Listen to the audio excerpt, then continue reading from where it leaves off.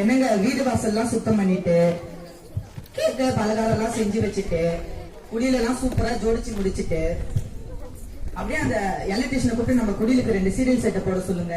அப்புறமா அந்த ஸ்டாரையும் கொஞ்சம் உயரமா தூக்கி காட்ட சொல்லுங்க. ஏன்னா ஏரியாலயே நம்ம ஸ்டார் தான் ரொம்ப உயரமா இருக்கணும். அதுக்கப்புறமா வீட்லயே 2 ஸ்டாரை கட்ட சொல்லுங்க. அப்பா பேசி முடிச்சிட்டியா? நீ கொஞ்சம் மூச்சு வாங்க, அதுக்குள்ள நீ சொன்ன வேலையை முடிச்சு வைக்கிறேன். ஆமா, பிள்ளைகள் எங்க? பசங்க எல்லாம் பக்கத்து வீட்டு குடியில பார்க்க போயிருக்காங்க. அக்கம் பக்கம் பிள்ளைகளுக்கு கேக் பலகாரம் எல்லாம் கொடுக்கணும். யார் யார் கொடுத்தாங்க உனக்கு தெரியுமா? யார் யார் கொடுத்தாங்க நான் போன வருஷமே லிஸ்ட் போட்டு வச்சிருக்காங்க.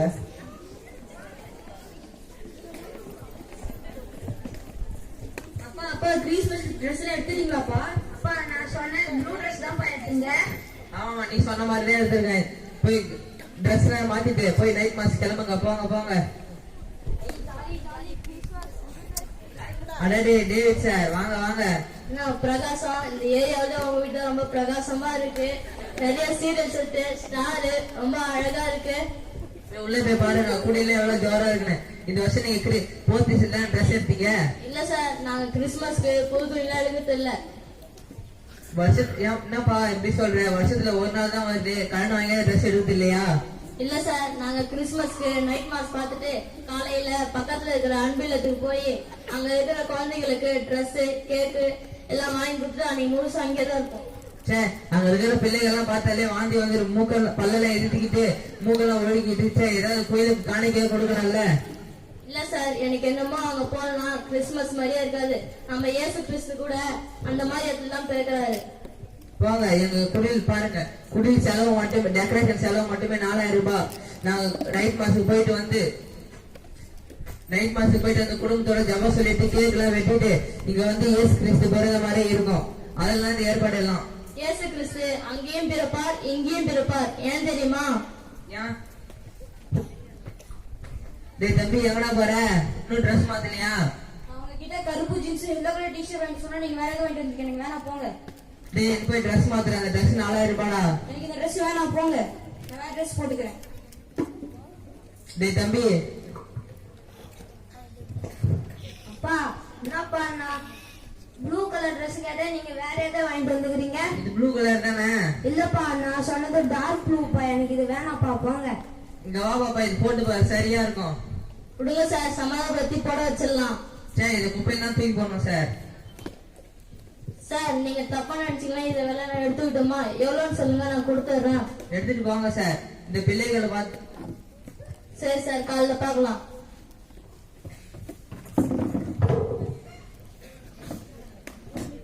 தேசியில அம்மா எங்கடா? எனக்கு தெரியாதுப்பா. இங்கதான் உட்காந்துருக்க. இது கூட மட்டும் தெரியாது? நான் பாக்கல, போப்பா. எங்கம்மா போன? அடப்பாங்க, எனக்கு ரொம்ப அசிங்கமா போயிடுச்சு.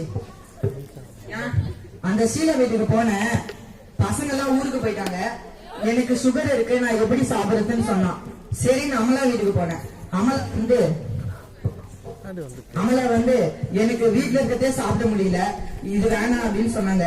சரி, நானும் கையோட கொண்டுட்டு வந்துட்டேங்க. அப்படியா சொன்னா? ஆமாங்க. அப்புறம் நீ யாருக்கும் கேக் தரலையா? நான் வேற கொஞ்சம் ஒரு மாதிரி ட்ரெஸ் போட்டுருந்தேன்னா எல்லாம் என்ன ஒரு மாதிரி கேவலமா பாக்குறாங்க. சரி, அப்புறம் நம்ம அன்பில் குழந்தைகளை போய் கொடுக்கலாம். அவங்கள சந்தோஷமாக சாப்பிடுவாங்க. சரிங்க.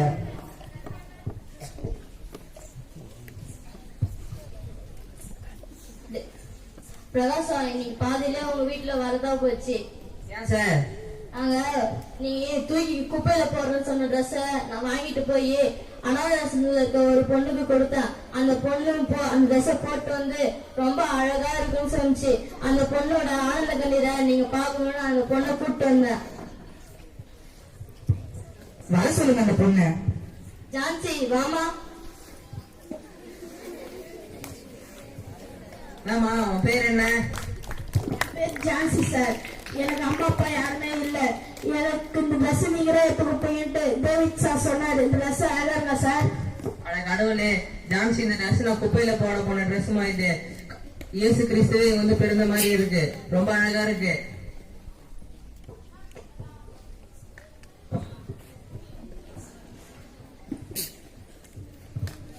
அப்பா, இந்த பொண்ணால நடக்க முடியாதாப்பா?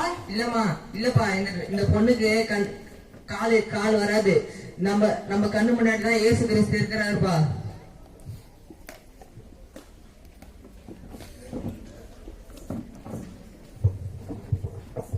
நம்ம வீட்டையும் குடிலையும் அலங்காரம் பண்ணி 1000 மெழுகுவர்த்தி ஏத்தி வச்சாலும் அங்க இயேசு பிறப்பாரான்னு சொல்ல முடியாது.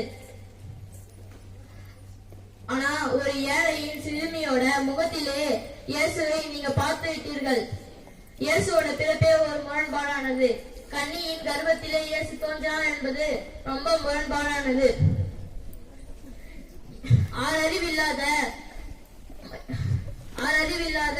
விலங்குகளுக்கு மத்தியிலே இயேசு பிறந்தார்னு சொல்றது அதை விட முரண்பாடானது. இந்த முரண்பாட்டுக்கெல்லாம் தெளிவு என்னென்ன?